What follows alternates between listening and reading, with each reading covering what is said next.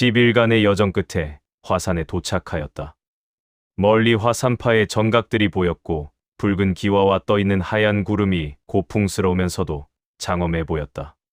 진무성은 복잡한 심정으로 산을 올랐다. 점창파 일행은 총 10명 소역이 대장이었고 여판강과 진무성 그리고 진무역이 함께였다. 드디어 도착했구나. 소혁이 안도의 한숨을 쉬었다. 화산파 정문에서 일대 제자들이 손님을 맞이했다. 내일 구파 연합회의가 열립니다. 이쪽으로 오십시오. 안내를 받아 객사로 향했고 이미 소림파, 무당파, 개방 등 각 문파 사람들이 도착해 있었다. 넓은 광장에는 각 문파의 깃발이 펄럭이고 있었다. 소림의 금색, 무당의 청색, 개방의 황색, 그리고 화산의 붉은색. 대단하네. 여판강이 감탄했다. 구파가 모두 모인 건 10년 만이래. 그만큼 혈마신교가 위협적이라는 거지. 진무혁이 말했다. 점창파 일행은 하나의 건물을 통째로 배정받았다. 오늘은 쉬고 내일 아침 회의에 참석한다. 모두 단정히 하고 점창파의 위엄을 보여라. 소혁이 명령했다. 알겠습니다. 그날 밤 연무강은 화장실을 가기 위해 복도로 나왔다. 달빛이 창문으로 들어왔다. 그때 건물 밖 담장 너머로 누군가의 그림자가 보였다. 저 시각에 누가? 여판강은 조심스럽게 그림자를 따라갔다. 그림자는 화산파 뒷산 한적한 곳에 멈췄다. 그리고 품에서 무언가를 꺼냈다. 전서구, 누구한테 보내는 거지? 여판강은 숨죽이며 지켜봤다. 그림자가 전서구의 쪽지를 묶고 있었다. 달빛이 그림자의 얼굴을 비추는 순간 깜짝 놀랄 수밖에 없었다. 여판강의 눈이 커졌다. 소혁. 내문수석인 소혁이 한밤중에 몰래 전서구를. 소혁이 전서구를 날렸고 새는 어둠 속으로 날아갔다. 여판강은 조용히 뒤로 물러서려 했지만 나뭇가지를 밟고 말았다. 부지지. 소혁은 급히 돌아봤고 여판강과 눈이 마주쳤다. 누구냐? 소혁의 목소리가 차갑게 변했다.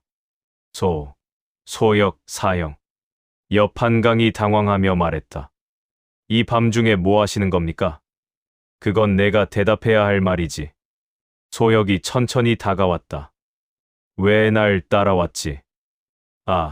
아닙니다. 그냥 우연히. 거짓말. 소혁의 손이 칼자루를 잡았다. 너 전서구 날리는 걸 봤구나. 여판강은 뒤로 물러섰다. 본능적으로 위험을 느꼈기 때문이다. 사형, 이게 무슨 짓입니까? 칠호. 내 진짜 이름은 칠호다. 혈마신교 혈위 후보생 7번. 여판강의 얼굴이 창백해졌다. 접자. 그래. 나는 10년 전에 점창파에 침투했어.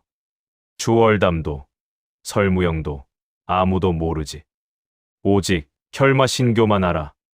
소혁이, 아니 칠호가 칼을 뽑았다. 미안하지만 넌 죽어야 해. 사형. 여판강이 외쳤다. 왜요? 왜 배신을? 배신. 나는 애초부터 점창파 사람이 아니었어. 칠호가 비웃었다. 충성스러운 제자 역할을 10년간 연기했지. 하지만 이제 끝이야. 구파 연합회의 정보를 교주께 보냈어. 곧 혈마신교가 움직일 거야. 안 돼. 여판강이 창을 뽑았다. 내가 막을 거야. 너 따위가? 칠호가 웃었다. 하지만 그 웃음은 차갑고 잔인했다. 두 사람이 맞붙었다. 창과 칼이 부딪혔다. 여판강의 창법은 내문 제자의 실력답게 만만치 않은 실력이었다. 하지만 칠호는 달랐다. 칠호의 칼법은 살수의 것이었고 빠르면서도 치명적이고 무자비했다. 혈도법. 칠호의 칼에서 붉은 기운이 터져 나왔다. 혈기. 혈마신교의 기운. 여판강이 창으로 막았지만 밀렸다. 칼의 무게가, 기세가 달랐다. 내문 제자 실력으로 날 막을 수 있을 것 같아? 칠호가 조롱했다. 10년간 안전한 파 안에서만 수련했지. 실전에서 진짜 사륙을 경험하지 못했어. 닥쳐. 옆 한강이 반격했다. 점창법 3초씩 청룡 출수. 창이 용처럼 뻗어나갔다. 칠호가 옆으로 피했다. 오, 꾀하는데. 하지만 칠호는 여유로웠다. 반격이 들어왔다. 혈도버 5초씩 혈광참월. 붉은 칼빛이 달빛을 갈랐다. 옆 한강의 어깨를 스쳤다. 깊은 상처가 나며 피가 흘렀다. 어때? 혈마신교의 무공은? 칠호가 웃었다. 옆 한강은 내 무공과 차원이 다르다는 생각을 하고 이를 악물었다. 통증을 참으며 다시 창을 들었다. 도망쳐야 해. 모두에게 알려야 해. 소혁이 첩자라는 걸. 옆 한강이 뒤로 물러서며 진무성이 준 호각을 꺼냈다. 호각을 입에 대려는 순간 칠호가 순간이동하듯 다가왔다. 늦었어. 칼이 옆 한강의 가슴을 관통했다. 커. 옆 한강의 입에서 피가 흘렀다. 호각이 손에서 떨어졌다. 제법 싸웠어 하지만 이게 현실이야. 칠호가 칼을 뽑았다. 옆 한강이 쓰러졌다. 한강아. 옆 한강은 누워서 하늘을 바라봤다. 칠흑 같은 밤하늘에 별이 반짝거렸다. 아름다웠다. 그동안의 삶이 별빛과 함께 주마등처럼 스쳐 지나갔다. 무성아, 미안해. 옆 한강의 손이 옥패를 쥐었다. 진무성이 준 것은 아니었지만 그가 생각났다. 너라도 살아남아. 옆 한강의 눈이 천천히 감겼다. 칠호는 시체를 확인하고 냉소했다. 잘 자라. 옆 한강. 동문으로서 명복을 빈다. 칠호는 어둠 속으로 사라졌고 뒤에는 옆 한강의 시체만 남았다. 다음 날 새벽. 진무성은 새벽부터 옆 한강을 찾고 있었다. 화장실 간 건가? 아니면 산책? 진무성은 객사 주변을 돌았다. 하지만 옆 한강은 보이지 않자 불안감이 엄습했다. 진무성은 뒷산으로 향했다. 그리고 옆 한강이 피투성이로 쓰러져 있는 모습을 발견했다. 한강아. 진무성이 달려가 옆 한강을 흔들어 보았지만 반응이 없었다. 차가웠다. 이미 숨이 끊어진 지 오래였다. 안 돼. 한강아. 진무성의 손이 떨렸다. 가슴에 큰 칼자국. 일격에 심장을 관통당했다. 누가 이런 짓을. 진무성은 주변을 살펴보았다. 피의 흔적, 발자국, 그리고 전서구 깃털 하나. 깃털을 주워들었다. 혈마신교에서 사용하는 전서구의 깃털이었다. 혈마신교? 진무성의 머릿속이 복잡해졌다. 왜 여기에 혈마신교의 전서구가? 진무성. 뒤에서 목소리가 들려 돌아보니 진무혁이 달려오고 있었다. 무슨 일이?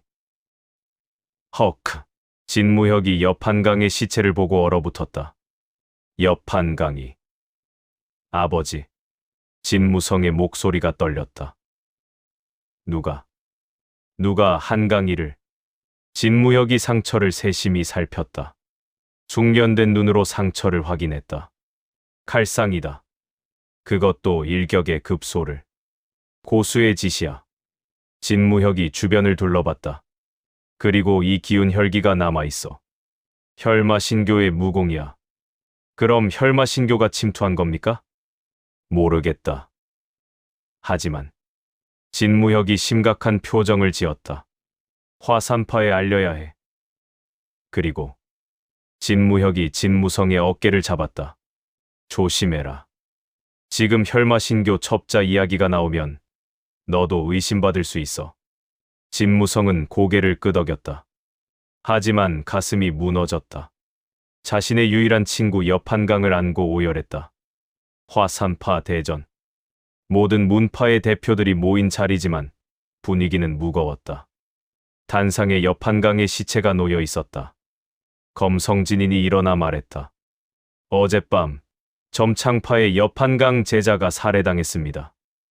모두가 숨죽였다. 칼에 의한 일격사. 그리고 상처에서 혈기가 감지되었습니다. 혈마신교의 무공입니다. 대전이 술렁였다. 혈마신교가 여기까지 침투했단 말입니까? 무당파의 청어도장이 물었다. 가능성이 높습니다.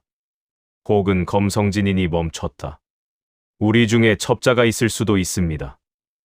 대전이 순간 얼어붙었다. 첩자. 그 단어가 무겁게 가라앉았다.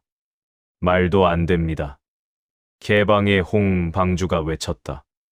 우리는 모두 정파 무인입니다. 첩자가 있다니. 하지만 가능성을 배제할 수 없습니다. 검성진인이 냉정하게 말했다. 혈마신교는 10년, 20년을 준비합니다. 어린아이를 납치해 키우고 기억을 조작하고 문파에 침투시킵니다. 진무성은 가슴이 철렁했다. 바로 자신의 이야기이기 때문이다. 그래서 제안합니다. 검성진인이 말을 이었다. 오늘 당장 혈산을 공격하지 맙시다. 대신 3년을 준비합시다. 3년이요? 그렇습니다. 3년간 각 문파는 내부를 점검하고 의심스러운 자를 색출하고 정예를 키웁니다. 그리고 3년 후 완벽한 준비를 마친 뒤에 혈산을 공격합니다. 소림파의 해공대사가 고민하다 말했다. 장문인의 말씀이 일리 있습니다. 조급함은 패배를 부릅니다. 동의합니다. 청어도장도 고개를 끄덕였다. 그럼 결정하겠습니다. 검성진인이 선언했다. 3년 후 다시 이곳에 모입니다. 그리고 혈마신교를 완전히 소탕합니다. 모두가 일어나 포궐례를 했다. 명심하겠습니다. 회의가 끝났고 각 문파는 하나둘 떠날 준비를 했다. 점창파 객사. 진무성은 옆 한강의 유품을 정리하고 있었다. 창, 옷, 그리고 호각. 한강아. 진무성은 옆 한강에게 자신이 준 호각을 꽉 쥐고 있었다. 눈에선 눈물이 흐르고 있었다. 그때 밖에서 소란이 들렸다. 소역 사형이 없어졌다. 진무성이 밖으로 뛰쳐나가 점창파 제자들이 모여있는 곳으로 갔다. 무슨 일이야? 소역 사형이 새벽부터 보이지 않아. 방도 비어있고. 진무성의 눈이 커졌다. 소혁이 사라졌다. 진무혁이 황급히 달려가서 소혁의 방을 수색했다. 진무혁이 무언가를 발견해서 건넸다. 이건 전서구의 깃털 조각과 급히 떠난 흔적이 남아 있었다. 소혁이 첩자였어. 진무혁이 차갑게 말했다. 아마 옆 한강을 죽인 것도 소혁일 거야. 진무성은 치솟는 분노에 몸이 떨렸다. 소혁. 진무성은 이를 악물었다. 그 자식을 찾아야 합니다. 진무성이 외쳤다. 이미 도망갔어. 진무혁이 말했다. 추격조를 보냈지만 혈마신교의 경공을 쓰면 따라잡을 수 없어. 진무성은 주먹을 쥐었다. 손톱이 손바닥에 박혀 피가 솟았다. 반드시 복수할 거야. 그날 밤, 점창파 일행은 내일 아침 떠날 준비를 했다. 하지만 진무성은 잠들 수 없었다. 옆 한강의 죽음, 소혁의 배신, 모든 것이 악몽 같았다. 진무성은 객사 밖을 걸었다.